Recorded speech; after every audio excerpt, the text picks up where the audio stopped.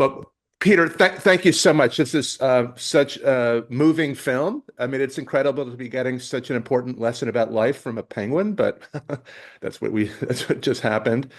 How did you encounter this material at first? The book is like stranger than fiction, but a true story. It's amazing. Yeah, I actually read the screenplay first, and I immediately read the book, and I yeah, I just thought no one would ever dream this up. This is a true story, and it has these different, really exciting elements.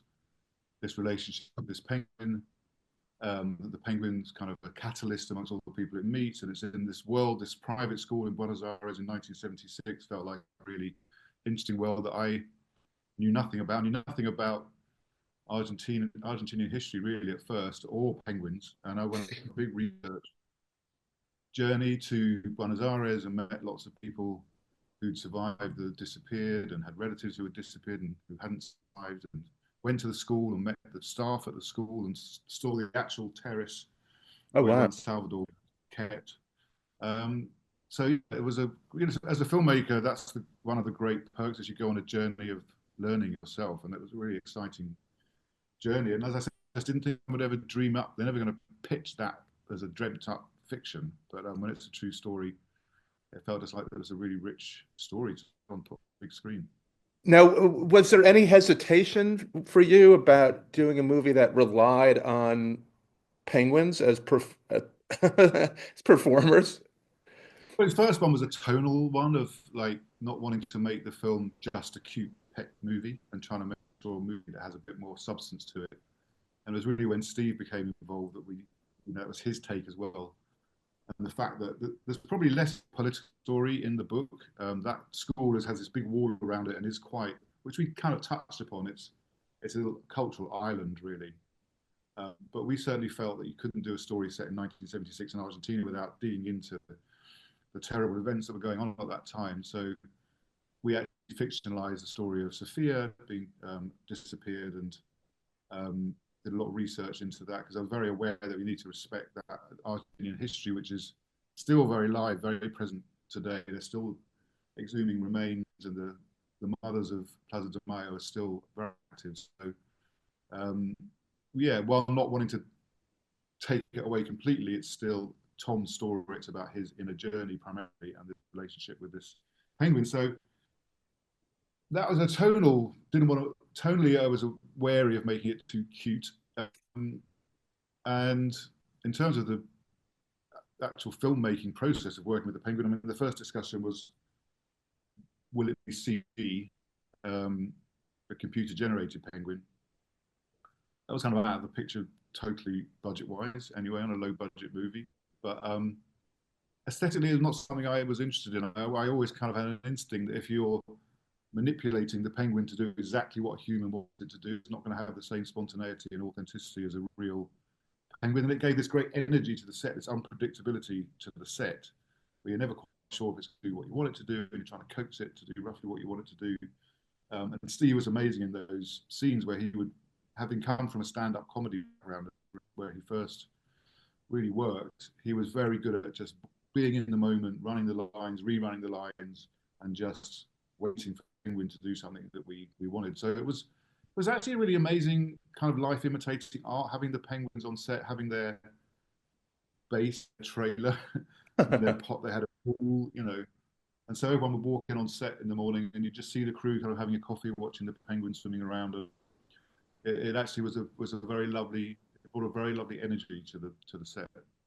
In terms of the tone of the film and making it not too sentimental or too cute, Steve's performance is so important there because um, it's an understated performance, but you really feel the journey that he's going through and the change that's going through. And along with that, I did want to mention the character in the film is older than the character in the book, and I think that actually adds to the emotional power of Yeah, the the film. character in the film is in his late 20s, and it's really a kind of growing up story, a loss of innocence, I suppose. But that didn't seem to kind of be as interesting in terms of what Penguin can do to help someone change. You always look in a movie, you want to take your protagonist through some kind of emotional change. And so Steve actually in touch with us and Jeff, the writer who he's worked with before, when he heard that he'd just come back from randomly a trip to Argentina, just on vacation, and had become really obsessed by the culture and by the history of the place. So he was very interested. But his big take was like, I don't want to do a cute penguin movie. So he was very involved from the script at the beginning. Then we thought, well, we talked to Tom Michel, the guy who wrote the book, who's now in his 90s.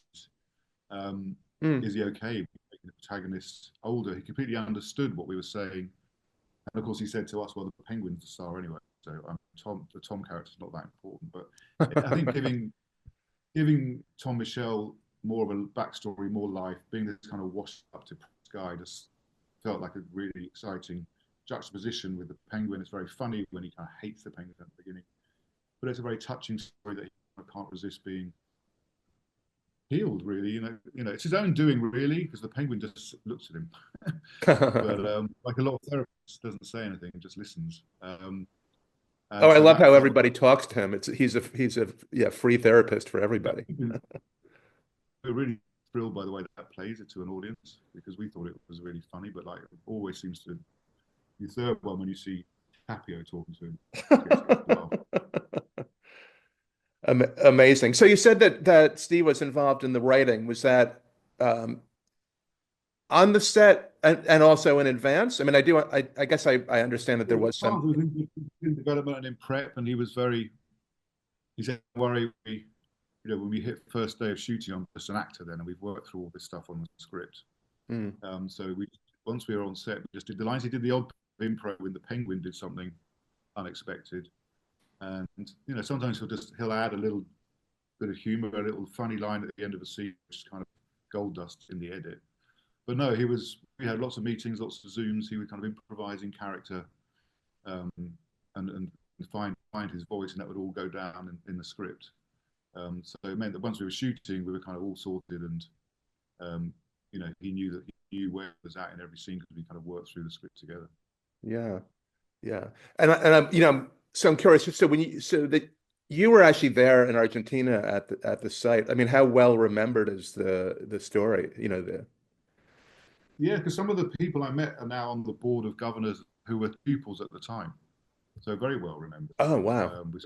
They remember being by the swimming pool, because that film, of course, was really the inspiration for Tom to write the book, the sort of Super 8 footage. And I met one of the guys who was there. Yeah, so they really remember it, and they remember the Juan Salvador becoming a kind of mascot for the school, and becoming this kind of catalyst, just to bring the school together.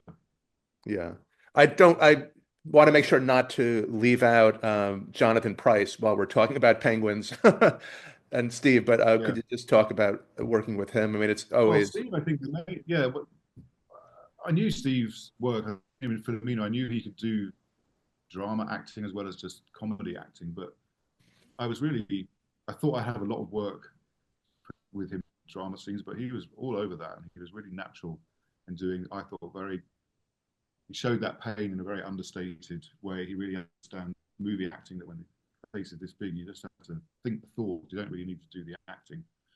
But then when we put Jonathan together, with Buckle, it was, I was looking for someone who could do comedy and drama, but also had that very old British, fusty kind of established essence to him. And Jonathan was the first person we sent it to, and he was like, "Yep, I'm in." And so working with the two of them together, some of the scenes in their office was great fun, because they're just two real heavyweights. They're both really good at the comedy and the drama, just bouncing off each other.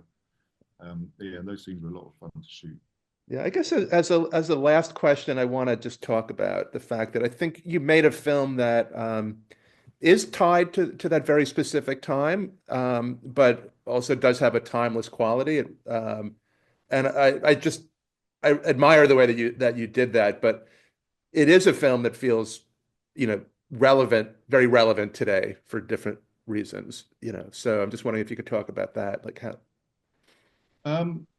It is very much entrenched in its time. I know I was very mindful to do the research and get things accurate. We had had a historian checking through the script. We had an Argentine dialect coach on the whole time. And of course, sitting with the actors, because we flew, we shot this film in Spain actually because of various production reasons. But the Argentine actors were either Argentine actors working in Spain or flown over from Argentina. And we sat down with the Argentine cast just to talk about, and I was like, come on, some Brit comes and makes this film about Argentinian history. Just tell me what and there were a couple of small details they picked up on, but broadly, they were very positive about the script and very emotional. As soon as they start talking about those events, they all know someone, and they all, the Argentine cast were like crying together. It was incredibly emotional. So yeah, that was a really important part of it. Yeah, yeah. Well, about the penguin, working with the penguin, that's always quite interesting. We had one hero penguin, Ricard. We also had his partner, because penguins do mate for life. So Ricard was the main penguin, but we had another 7 stand-in penguins, which maybe be swapped in if Ricard was tired or hungry. Anyway, we're very mindful also to just be fair to and humane to the animals. And you have, of course, American Humane, who have to be on every film involving animals. They're just there checking that the animals are never distressed or being asked to do things that they don't want to do. And the animal handlers are very experienced, very loving. They live in France with these penguins. They live around the house. They come into the house. So they're bred in captivity, and they're a very happy bunch of penguins. We actually had a penguin egg was laid, fertilized egg was laid during production, which has since hatched, and they named it Juan Salvador after. Okay. Well, yeah, directors are always told to not work with animals or children, but you did a great job. So, and yeah, thanks. Both there. Thank you so much for such a lot of patience. Well, thanks and congratulations, and I hope it has a great rollout here in the US. Thanks a lot. Thanks, David. Okay, Thanks, great to everyone. see you.